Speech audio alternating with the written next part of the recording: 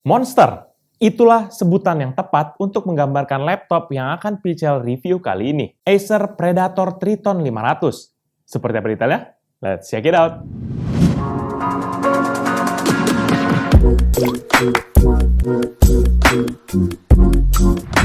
Halo guys, balik lagi bersama Pichel, dan kali ini setelah beberapa waktu belakangan ya Pichel banyak banget nge-review laptop-laptop consumer.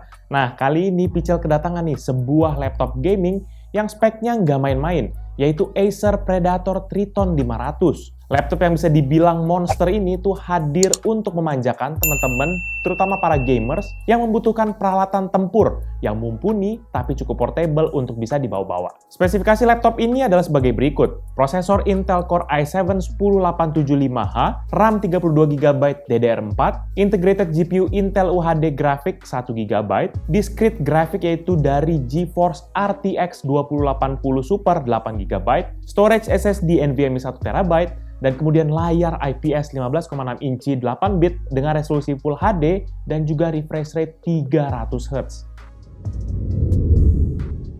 Laptop ini benar-benar good looking banget. Pada saat dinyalakan aja, kita akan disambut nih dengan sebuah welcome sound dan juga animation yang membuat kita tuh serasa masuk kepada arcade game center.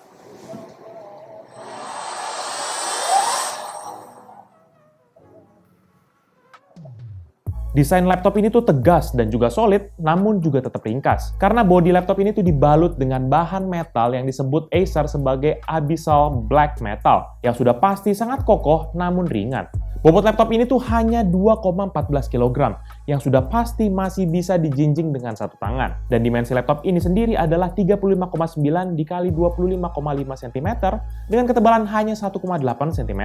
Jadi laptop ini memang masih tergolong tipis untuk ukuran laptop gaming, terutama spek begini ya. Display cover yang rata dan juga sudut-sudut yang tegas, serta warna hitam dengan matte finish di seluruh permukaannya, membuat laptop ini tampak seperti kendaraan lapis baja dalam wujud laptop. Logo Predator berwarna silver dengan bingkai biru disematkan pada display covernya, yang juga menyala saat laptop dihidupkan. Logo tersebut menambah kesan gahar pada laptop ini, seperti menyatakan keseriusan Acer dalam membuat perangkat gaming yang benar-benar patut untuk diperhitungkan. Yang sedikit bermasalah pada bodi dari laptop ini adalah sangat fingerprint magnet. I/O port pada laptop ini juga sudah pasti up to date. Pada sisi kanan laptop, kita bisa temukan dua buah LED indikator untuk baterai dan juga power status, USB Type-C, Thunderbolt 3, mini DisplayPort, dua buah port USB tipe A 3.1 Gen 2, dan juga Kensington lock. Pada sisi kiri terdapat satu buah port untuk power, satu buah RJ45 Gigabit Ethernet LAN, satu buah USB tipe A 3.1 Gen 2, dan sebuah full HDMI port. Dan kemudian ada mikrofon port 3,5 mm dan juga headphone port 3,5 mm jack. Terdapat grill ventilasi di kanan, kiri, dan juga sisi belakang laptop ini. Grill ini berfungsi sebagai jalur keluar untuk masuk udara dan juga sebagai saluran keluar untuk 3 buah kipas yang tertanam di bodi laptop ini. Kipas-kipas ini sudah mengadaptasi teknologi Aeroblade 3D generasi keempat yang mampu menyediakan solusi cooling system yang memiliki aliran udara yang lebih baik hingga 45% dibandingkan dengan kipas konvensional. Dan ini dapat menghasilkan perangkat yang terjaga suhunya dan memiliki performa yang stabil meskipun kita ajak bermain berjam-jam. Tidak hanya dari sisi dapur pacu, Acer juga siap memanjakan mata teman-teman sekalian dengan layar yang Pichel bisa bilang sangat memukau. Laptop ini dilengkapi dengan layar IPS seluas 15,6 inci, 8 bit yang beresolusi Full HD atau 1920 x 1080. Namun yang menarik di sini bahwa dia memiliki refresh rate sebesar 300 Hz dan juga response time 3 ms dengan color coverage 93% sRGB. Mungkin buat beberapa dari teman sekalian menganggap masih Full HD, tapi kalian harus lihat sendiri deh. Layar ini cocok banget untuk memainkan game-game ber-FPS besar ataupun bergenre shooter seperti PUBG, Call of Duty, Fortnite, ataupun game-game turnamen sejenisnya. Bezel pada layarnya ini juga sudah terbilang tipis, yaitu hanya setebal 0,7 cm pada sisi kanan dan juga kiri, 0,8 pada sisi atas, dan juga 3 cm pada sisi bagian bawah. Sementara rasio screen to body-nya itu hingga 81%. Jadi pasti lega banget buat bermain game di layar dari laptop ini. Layar ini ditopang oleh dua buah engsel di sisi kanan dan juga kirinya, yang terpasang kuat untuk menopang dari layarnya. Namun walaupun dia kuat, tapi dia juga tetap smooth, sehingga kita bisa membuka layar laptop ini hanya dengan satu tangan. Dan layarnya ini sendiri bisa terbuka hingga 180 derajat. Pengolahan gambar pada layarnya ini tuh adalah hasil dari kinerja GPU GeForce RTX 2080 Super dengan Max-Q Design yang menghasilkan beragam inovasi dan juga teknologi seperti ray tracing dan juga AI untuk menunjang kinerja pengolahan grafis tingkat tinggi. Dan juga ada G-Sync yang membuat layarnya ini tuh menjadi anti-tearing dan juga anti-stuttering, terutama dalam bermain game, bahkan dengan setting yang paling tinggi sekalipun.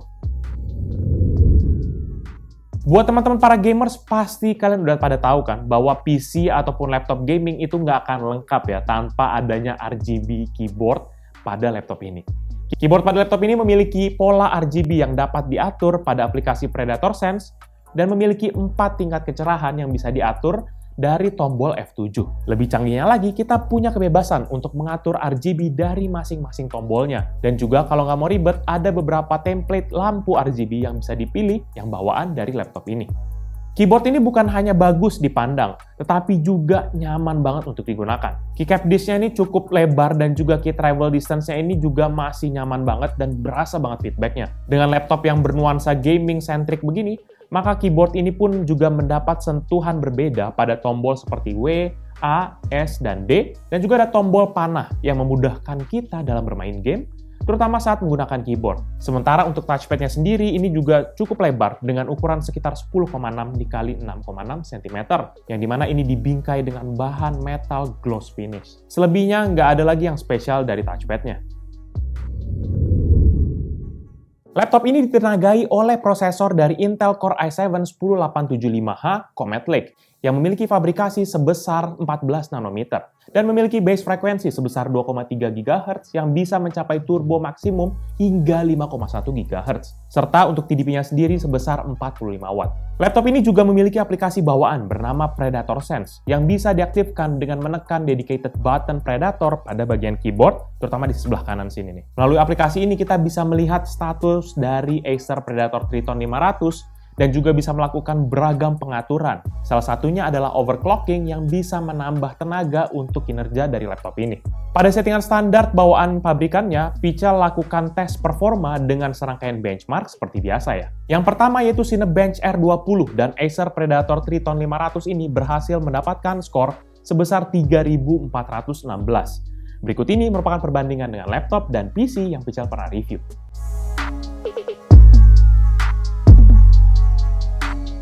Selanjutnya, Pichel jalankan rendering tes BMW di aplikasi Blender, dan hasilnya laptop ini dapat menyelesaikan satu frame dalam waktu 4 menit 12 detik. Berikut ini merupakan perbandingan dengan laptop dan PC yang Pichel pernah review.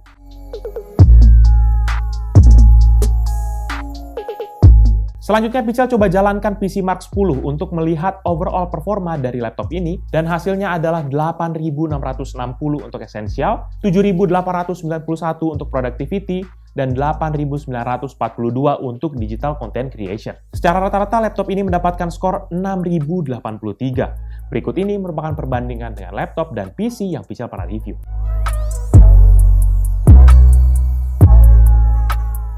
Pada aplikasi Predator Sense tuh kita bisa melakukan pengaturan discrete only ya, di mana ini tuh bisa membuat hanya GPU GeForce RTX 2080 Super saja yang bekerja dan dideteksi oleh Windows. GPU GeForce RTX 2080 Super ini tuh memiliki dedicated RAM sebesar 8 GB DDR6, dan dengan setting discrete only on, kita tes GPU-nya mempergunakan 3D Mark Time Spy, dan hasilnya untuk CPU mendapatkan skor sebesar 7.512 dan GPU-nya sebesar 8.247. Sehingga secara rata-rata mendapatkan skor 8.127. Berikut ini merupakan perbandingan laptop dan PC yang Pichel pernah review.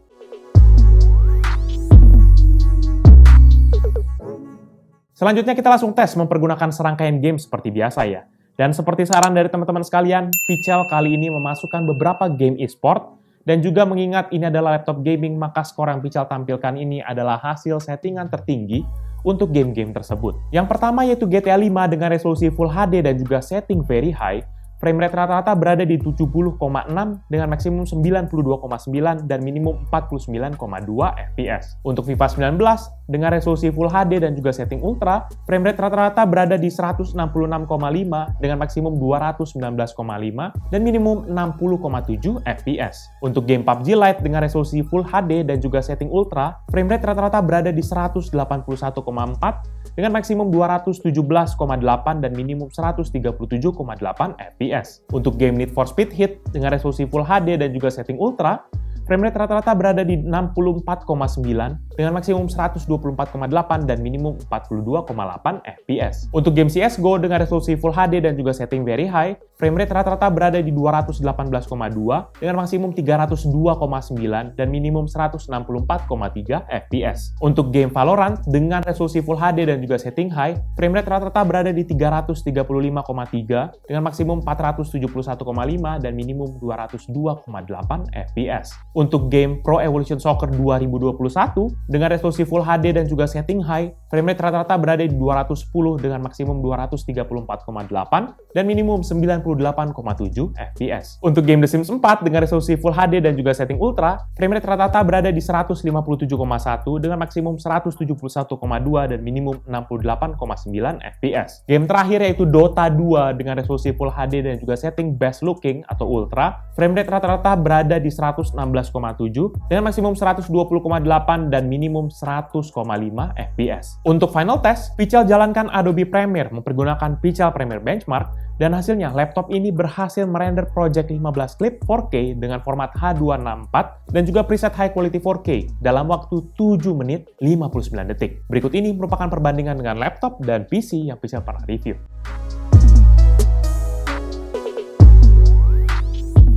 Gak banyak yang bisa Pichel sampaikan perihal performa pada laptop ini, karena dari hasil tes sudah menunjukkan betapa gaharnya laptop ini.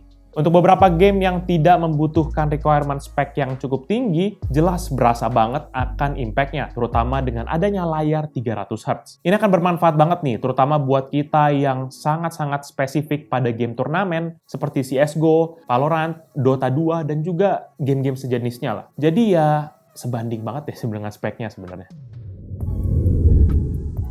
Bermain game ciamik dengan tampilan visual yang memukau nggak akan lengkap rasanya ya, jika tidak ditunjang dengan audio yang solid. Pengolahan audionya ini sudah mempergunakan teknologi dari DTS:X Ultra yang diklaim bisa merubah headphone atau speaker manapun memiliki suara surround system 360 derajat yang bisa meningkatkan pengalaman bermain game menjadi lebih nyata. Acer melengkapi laptop ini dengan dua buah speaker stereo pada sisi bagian bawah laptop yang suaranya cukup deep tapi juga nggak terlalu besar, sehingga tidak menimbulkan kesan garing ataupun cempreng, tapi membuat suara lebih kalem didengar, terutama di bagian telinga kita, dan juga dia terasa bulat suaranya. Clarity audio pada saat pengetesan juga cukup baik dan balance, namun memang volumenya yang memang kurang cukup keras. Kita coba tes menjalankan audio dengan maksimum volume dan rata-rata mendapatkan 70,9 desibel dengan maksimum bisa mencapai 79,7 desibel. Berikut ini merupakan contoh hasil audio dari Acer Predator Triton 500.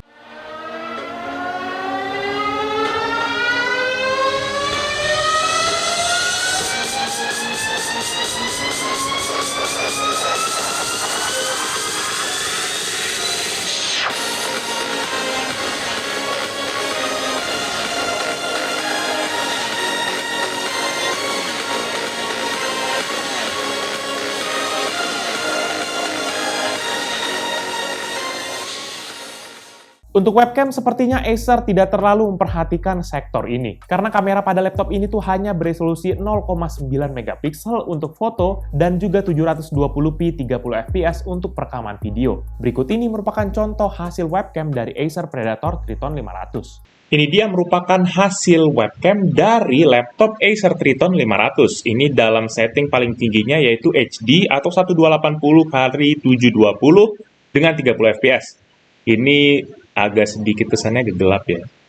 Tapi overall oke sih. Lebih baik agak sedikit gelap dibandingin terlalu terang sampai putih semua mukanya. Oke, itu aja. Semoga suaranya juga bagus. Dan untuk urusan networking, ada fitur yang namanya Killer Double Shot Pro, yaitu kombinasi antara Killer E3100 Ethernet dan juga Killer AX1650 Wi-Fi dengan teknologi Wi-Fi 6 yang dapat memastikan koneksi internet yang terbaik untuk keperluan gaming. Jadi kita nggak perlu khawatir lagi deh akan terganggu tentang jaringan, terutama pada saat main game online. Asalkan jaringan di rumahnya juga bener ya. Laptop ini memiliki baterai berbahan lithium polymer dengan kapasitas sebesar 84.000 mWh dengan daya sebesar 180 Watt. Baterai ini tuh sanggup menemani teman-teman bermain game dengan setting maximum brightness dan juga full capacity selama 1 jam 35 menit. Dengan melihat spesifikasi yang ada, maklum banget sih daya tahan baterainya ini. Bayangkan aja ya, harus mensuplai tenaga untuk prosesor i7 dan juga kartu grafis Nvidia RTX 2080 Super Max-Q. Tapi laptop ini bisa bertahan hingga 5 jam dalam penggunaan normal. Sedangkan untuk charging time-nya sendiri itu tuh sekitar 2 jam 15 menit dari kosong hingga 100% dalam keadaan tidak digunakan sama sekali. Kemampuan upgrade pada laptop ini bisa dibilang cukup oke, walaupun dengan sedikit effort. Ketika kita buka panel bawahnya, maka kita tidak bisa langsung akses memori ataupun storage-nya. Kita harus buka beberapa baut lagi karena memori dan juga storage-nya ini terdapat di sisi sebaliknya dari motherboard-nya. Di sisi memori ada 2 slot RAM yang bisa kita ganti dengan kapasitas yang lebih tinggi. Tapi saat ini unit yang Pichel sedang review ini tuh sudah terpasang dengan SODIMM DDR4 2x16GB dan bisa di-upgrade maksimum 64 GB dengan konfigurasi 2x32 GB. Dan di sisi storage saat ini terpasang satu buah SSD NVMe 1 TB yang bisa di-upgrade hingga 8 TB. Dan jika dirasa masih kurang, masih disediakan satu slot SSD NVMe yang masih kosong. Upgrade-nya sih lumayan ya opsinya, dan juga memang lumayan juga uang yang harus dikeluarkan kalau kita mau upgrade. Tapi kan harusnya nggak masalah ya, kalau misalnya kita udah sanggup beli laptop kayak gini, masalah upgrade ya cincai lah.